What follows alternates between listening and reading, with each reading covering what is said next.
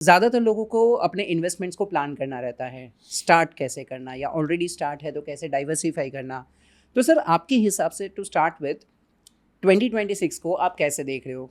Investments कैसे करने चाहिए उसमें?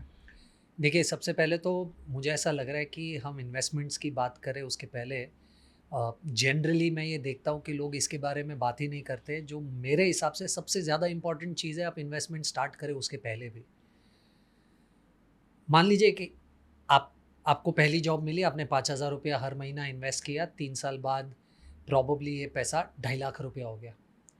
लेट्स से हाइपोथेटिकली, सिर्फ समझने के एंगल से आपकी फैमिली में किसी को मेडिकल इमरजेंसी आ गई। आज अगर आप हॉस्पिटल में 4 दिन, 5 दिन, 10 दिन बिता देंगे तो आपका 3, 5, 10 साल का जितना भी पैसा इकट्ठा किया हुआ है वो सब एक शॉट में चला जाएगा। करेक्ट। विच इज़ वाई मैं लोगों को ये कहता हूँ कि सबसे पहले आपको जॉब मिले उससे आप SIP मत शुरू कीजिए। The first thing that you do, जैसे ही आप पैसा कमाने लगे, is take a medical insurance. Medical insurance लेने के बाद आप एक टर्म इंश्योरेंस लीजिए। क्यों? लोगों को ऐसा लगता है कि मैंने 10,000 रुपया हर साल भरा 20 साल के बाद और मुझे कुछ भी नहीं हुआ तो पैसा वापस नहीं मिलेगा। मुझे ऐसा लग रहा है कि आपको कुछ नहीं हो तो आपको खुश होना चाहिए कि आपको कुछ नहीं हुआ है। 1 सेकेंड, अगर आप 10,000 रुपये दे रहे हो साल के और कोई आपको 1 करोड़ का इंश्योरेंस कवर दे रहा है तो आप 20 साल में भी 2 लाख रुपया देने वाले हो। पर आपको कभी भी कुछ भी होगा 20 सालों में तो आपकी फैमिली को 1 करोड़ रुपया मिलेगा। और ये लोगों को शायद समझने में अच्छा ना लगे या सुनने में अच्छा ना लगे, बट इंडिया जिस तरीके की सोसाइटी है उसमें पेरेंट्स पहले आपके ऊपर खर्चा करते हैं कि आपको एडुकेट कर पाए और आपको जॉब मिले, and at some point in time वो आप पर डिपेंडेंट हो जाते हैं, क्योंकि इंडिया में कोई सोशल सिक्योरिटी जैसी चीज़ तो है ही नहीं। ऐसा नहीं है कि आपको पेंशन आने वाली है गवर्नमेंट से। तो अगर आपके बेटे को कुछ हो जाता है तो फैमिली 99% जो आपके ऊपर डिपेंडेंट थी उनका प्रॉबली पूरा थॉट प्रोसेस या पूरा प्लानिंग ही हिल जाएगा। करेक्ट। इसीलिए बच्चे का टर्म इंश्योरेंस होना बहुत ज़रूरी है। राइट। अब आपने जब ये 2 चीज़ कर ली है, मेडिकल इंश्योरेंस ले लिया, टर्म इंश्योरेंस ले लिया, उसके बाद इन्वेस्टमेंट शुरू कीजिए। राइट। क्योंकि आप इन्वेस्टमेंट कितना भी कर लेंगे, इन दोनों में से कुछ भी एक आ गया तो आपके इन्वेस्टमेंट्स की कोई वैल्यू नहीं है। एब्सोल्युटली। कम पड़ेगा, जितना भी किया है कम पड़ेगा। Correct correct correct. नहीं, ये बहुत इंपॉर्टेंट चीज़ आपने बता दी, क्योंकि आज मैं ज़्यादातर ऐसे यंगस्टर्स को मिलता हूँ, मैं उनको बोलता हूँ ना कि भाई क्या कर रहे हो, प्लानिंग कैसे करते हो, क्या करते हो, तो बोलते सर कुछ नहीं, मैंने वो एप्लीकेशन डाउनलोड किया है, कोई डीमैट वीमैट ओपन कर लिया है डिजिटल, और मैंने ये कंपनी का शेयर खरीद लिया, वो खरीद लिया। आपने बहुत करेक्टली बताया कि आप कितना भी पैसा वहाँ पर इन्वेस्ट करोगे, अगर एक मेडिकल इमरजेंसी आ गई तो सब खत्म हो जाएगा। 90% इंडिया एक मेडिकल बिल अवे है बैंकरप्सी से। So true. And this is a proven fact.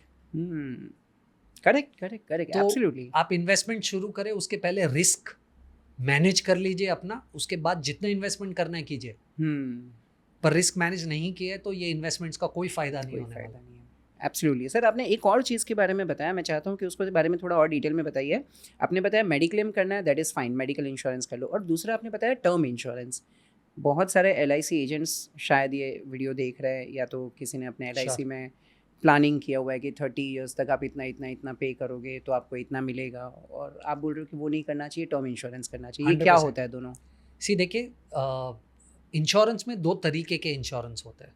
Right.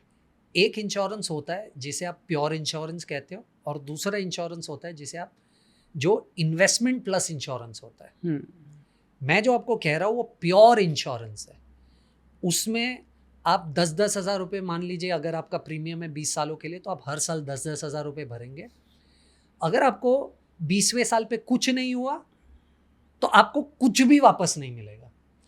पर 20 साल के अंदर, मान लीजिए तीसरे साल पे कुछ हो जाता है तो आपने तो सिर्फ 30,000 रुपये भरे, पर आपकी फैमिली को 1 करोड़ रुपया मिलेगा। करेक्ट। ये प्योर इंश्योरेंस है। इंश्योरेंस में सिर्फ ये ही एक चीज है जो आपको खरीदनी है लाइफ इंश्योरेंस में। जिस भी इंश्योरेंस में आपको कोई भी ये कहता है कि आपको कुछ नहीं हुआ तो इतना पैसा वापस मिलेगा, वो प्रोडक्ट आपको कभी भी नहीं लेना है।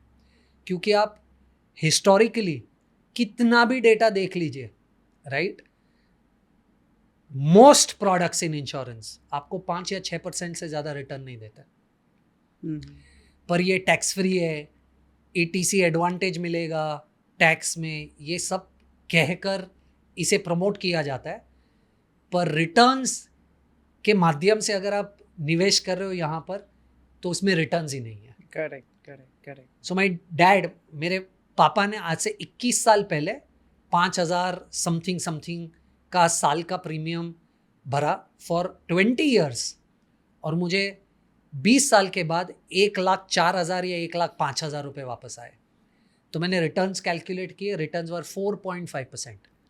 यस, टैक्स फ्री है, पर क्या करूँगा 4.5% का, करेक्ट राइट। तो जब भी आप लाइफ इंश्योरेंस की बात करें, आपको सिर्फ प्योर इंश्योरेंस या प्योर टर्म इंश्योरेंस लेना है, जिसमें भी आपको पैसा वापस मिल रहा है, वो प्रोडक्ट सही नहीं है।